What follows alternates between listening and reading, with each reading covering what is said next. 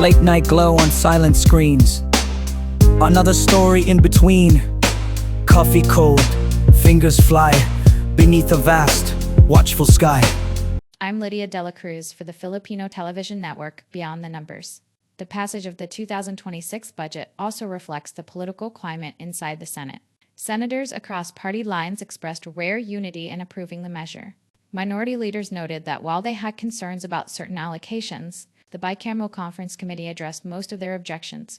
This consensus, they said, demonstrates a shared commitment to national recovery and stability. Regional representatives highlighted how the budget will directly affect provinces outside Metro Manila. Funds have been earmarked for flood control projects in central Luzon, road networks in Mindanao, and expanded irrigation systems in the Visayas. Lawmakers stressed that these investments are designed to reduce inequality and bring development to underserved communities. Civil society groups welcomed the ratification but urged vigilance. Advocacy organizations called on citizens to monitor how funds are spent, particularly in education and healthcare. Economists, meanwhile, praised the government's focus on infrastructure, but cautioned that global economic headwinds could challenge revenue collection. As the Senate ratifies the 2026 General Appropriations Act, the spotlight now shifts to implementation. For many Filipinos, the true measure of this budget will be whether it translates into better schools, safer roads, and stronger hospitals in the year ahead. Authorities are now examining the legal and diplomatic dimensions of the suspect's stay in the Philippines. Justice officials confirmed that the Akram duo entered the country legally, using valid travel documents. However, investigators are probing whether their activities during the 28-day visit violated any local laws. The Department of Justice has ordered a review of immigration protocols to determine if gaps in monitoring foreign visitors may have allowed potential risks to go unnoticed. On the international front, the Department of Foreign Affairs is coordinating closely with Australian counterparts. Both governments have pledged full cooperation in sharing intelligence, with Manila emphasizing its commitment to global counterterrorism efforts. Analysts say this collaboration could strengthen regional security ties between the Philippines and Australia. Meanwhile, communities in Davao and Manila are being urged to remain vigilant. Local leaders have reassured residents that there is no evidence of local involvement, but they encourage citizens to report suspicious activities. Security experts stress that public awareness is a vital layer of defense against transnational threats. As investigations unfold, the Philippine connection to the Bondi Beach tragedy serves as a reminder that global security challenges often intersect with local realities. The government's next steps will be crucial in ensuring both accountability and public confidence. And now we turn to Jenny Perez for sports. I am Jenny Perez for the Filipino Network Television. Beyond the scoreboard, the Filipinas' triumph is being hailed as a defining moment for Philippine sports. Fans erupted in cheers as goalkeeper Olivia McDaniel's decisive save sealed the gold medal. For many, it was more than just a win. It was a symbol of resilience, teamwork, and the growing strength of women's sports in the country. Social media lit up with messages of pride, with hashtags like Filipinas Gold trending nationwide. President Ferdinand Marcos Jr. and sports officials quickly congratulated the team, calling their victory a source of inspiration for the nation. The Philippine Sports Commission announced plans to honor the players with incentives and recognition ceremonies, underscoring the government's commitment to supporting women athletes. Analysts say this victory could spark a new era for football in the Philippines, with grassroots programs expanding and international exposure increasing. The Filipinas are expected to inspire a new generation of young players. Coaches believe this momentum will carry into upcoming qualifiers for the Asian Cup and World Cup. As the confetti settles, the Filipinas' gold medal shines, not only as a sporting achievement but as a beacon of national pride. Their victory reminds us that when determination meets opportunity, history can be rewritten. Filipino moviegoers are celebrating being among the first in the world to experience James Cameron's Avatar, Fire and Ash. Cinemas across Metro Manila reported strong turnout on opening day, with fans lining up hours before screenings. Early viewers praised the film's breathtaking visuals and emotional storyline, calling it a worthy continuation of the Avatar saga. Social media buzz has been intense, with posts highlighting the pride of seeing the film ahead of audiences in the United States and Europe. Local theater operators welcomed the early release, noting that it gives them a competitive edge before the Metro Manila Film Festival begins on December 25th. Industry analysts say this strategy could boost box office revenues and highlight the Philippines as a key market for global premieres. Film critics also pointed out the significance of the Philippines being chosen for an early launch. It reflects the country's growing importance in the international entertainment landscape, where Filipino audiences are recognized for their enthusiasm and influence in shaping global box office trends. As the lights dim and the curtain rises, Avatar: Fire and Ash is not just a cinematic event. It's a celebration of Filipino moviegoers' place on the global stage. We now turn to Sylvania Bustros. Good evening, I am Sylvania Bustros for the Filipina Television Network. Malacanang's announcement of Ana Liza Logan as the new chief presidential legal counsel is drawing attention across political and legal circles. Logan, a seasoned lawyer with decades of experience in constitutional and administrative law, succeeds former Senate President Juan Ponce Enrile. Her appointment signals a generational shift in the palace's legal advisory team, with observers noting her reputation for meticulous analysis and pragmatic counsel. As chief presidential legal counsel, Logan will advise the president on matters ranging from executive orders and treaties to appointments and constitutional issues. She is expected to play a key role in shaping the administration's legal strategies, particularly as the government navigates complex challenges in governance, foreign policy, and economic reform. Political analysts say her appointment could strengthen the palace's legal position in upcoming debates over charter amendments and national security legislation. Civil society groups, meanwhile, are urging transparency and accountability,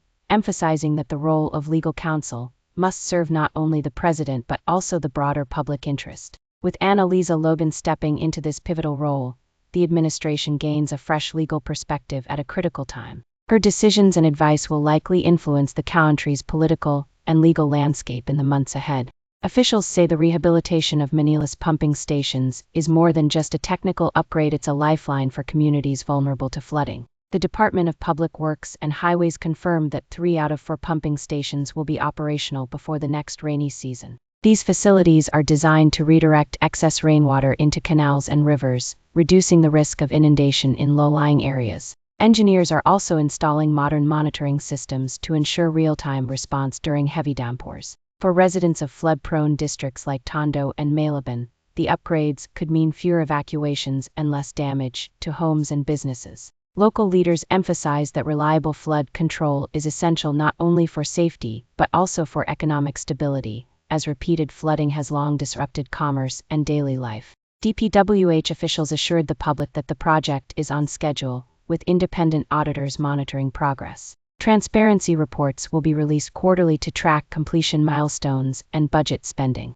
The agency stressed that accountability is key to restoring public trust in infrastructure projects. As the rainy season approaches, the success of these pumping stations will be tested. For now, the government is confident that improved flood control will bring relief to thousands of families across Metro Manila. Flood control has long been one of Metro Manila's most pressing challenges, and the rehabilitation of pumping stations is part of a larger effort to modernize the city's defenses. Many of Manila's pumping stations were built decades ago, designed for a smaller population and less intense rainfall. Over time, urban expansion and climate change have overwhelmed these facilities, leading to frequent flooding in districts such as Tondo, Malabon, and Pasig. Officials say upgrading these stations is critical to keeping pace with today's environmental realities. The new systems will feature automated sensors, backup power supplies, and improved drainage channels. Engineers are also integrating real-time monitoring technology, allowing operators to respond faster during heavy storms.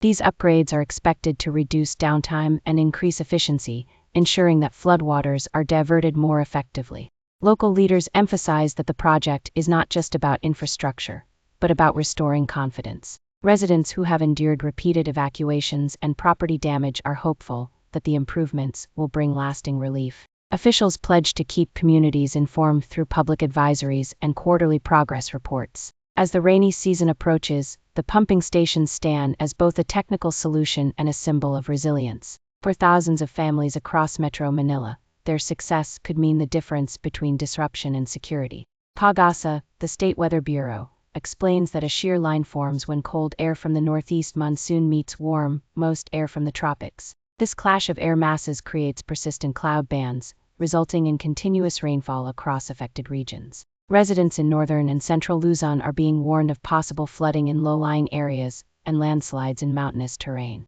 Provinces such as Cagayan, Isabela Nueva Ecija, and Aurora are expected to experience heavy downpours throughout the day. Local governments have already placed disaster response teams on alert, with evacuation centers prepared should conditions worsen. Authorities are urging the public to stay tuned to official advisories, avoid unnecessary travel, and secure essential supplies. Motorists are advised to exercise caution on slippery roads, while fishermen are warned against venturing into rough seas. Relief agencies emphasize that early precautions can save lives and minimize damage. As the shear line continues to hover over Luzon, vigilance and preparedness remain the best defenses against nature's unpredictability. We return to Lydia Dela Cruz. Luck smiled on one Filipino this week as a lone bettor walked away with 49 million in the 6-pack 42 Lotto draw held on December 16th. The 640s Lotto is one of the country's longest-running games, requiring players to pick 6 numbers from a pool of 42. Winning the jackpot means matching all 6 numbers drawn, a feat with odds of 1 in more than 5 million. Despite those odds, one ticket holder managed to hit the exact combination. News of the win quickly spread, sparking excitement among regular bettors and casual players alike. Social media was filled with posts celebrating the victory, with many saying it rekindled their hope of one day striking it. Lottery outlets also reported a surge in ticket sales the following day, as Filipinos tried their luck in upcoming draws. The Philippine Charity Sweepstakes Office, which runs the Lotto, reminded the public that receipts from ticket sales fund health programs, medical assistance, and other social services. Officials emphasized that while jackpots capture headlines, every ticket purchased contributes to nationwide charity work. For the lucky winner, 49 million is life-changing. For the rest of the country, the Lotto remains both a game of chance and a source of hope. National resilience is not just about passing budgets or building infrastructure. It's about ensuring that the country can withstand challenges and emerge stronger. Lawmakers emphasize that resilience requires more than financial planning. It involves strengthening disaster preparedness, investing in renewable energy, and expanding digital infrastructure to keep communities connected during crises. The 2026 budget reflects these priorities, with allocations for flood control, emergency response, and cybersecurity. Officials also highlighted the role of ordinary Filipinos in building resilience, from local barangays organizing disaster drills to schools teaching climate awareness. Resilience is seen as a shared responsibility. Civil society groups are urging communities to stay proactive, reminding everyone that preparedness begins at home. Analysts say resilience must be viewed as a long-term national project, beyond immediate recovery. It means creating systems that adapt to future challenges, whether economic shocks, health crises, or environmental threats. The government's message is clear: resilience is about unity, foresight, and collective strength. As the nation faces both local and global uncertainties, resilience becomes the cornerstone of progress. It is not just survival, but the ability to thrive despite adversity. Global connections are increasingly shaping the Philippines' place in the world, as recent events remind us that local realities are tied to international currents. The Bondi Beach case underscores the importance of intelligence sharing between Manila and its allies. Officials say stronger coordination with Australia and ASEAN partners will be vital in preventing cross-border threats. This cooperation reflects a broader trend. The Philippines is positioning itself as an active participant in regional security and diplomacy. Meanwhile, the Filipino diaspora continues to play a role in global narratives. Overseas communities celebrated the Filipinas Sea Games victory, seeing it as a symbol of national pride that transcends borders. Cultural milestones, like the early premiere of Avatar, Fire and Ash, also highlight how Filipino audiences are recognized internationally as influential and engaged. Analysts note that these connections, whether through security, sports, or culture, reinforce the Philippines' identity as a nation deeply woven into global networks. They show that challenges and triumphs at home resonate far beyond our shores, shaping perceptions of the country worldwide. In today's interconnected world, the Philippines' story is not just national, but global. Each link, from diplomacy to diaspora pride, strengthens the nation's voice on the international stage. Filipino pride is shining brightly this week, not only through sports victories but also through cultural milestones. From the Filipinas' historic SEA Games gold medal to the early premiere of Avatar, Fire and Ash in local cinemas, these moments remind us of the Philippines' growing presence on the global stage. They highlight how Filipino resilience and creativity continue to capture international attention. International media outlets have praised the Filipinas' triumph as a breakthrough for Southeast Asian football, while Hollywood studios acknowledge the Philippines as a key market by granting audiences an early look at one of the year's biggest films. These recognitions reinforce the country's role as both a cultural and sporting powerhouse. For young Filipinos, these achievements serve as powerful symbols of possibility. Athletes, artists, and everyday citizens are reminded that Filipino talent can compete and thrive globally. Educators and community leaders are encouraging youth to see these victories as proof that perseverance and pride can open doors to international success. Celebrating Filipino pride means honoring not just the wins of today, but the promise of tomorrow. Each achievement becomes part of a larger story, one of unity, resilience, and the enduring spirit of the Filipino people. This is Lydia Dela Cruz reporting. The Filipino pride continues to rise, inspiring a nation and captivating the world. Pagpalain ka ng Diyos, and have a wonderful evening.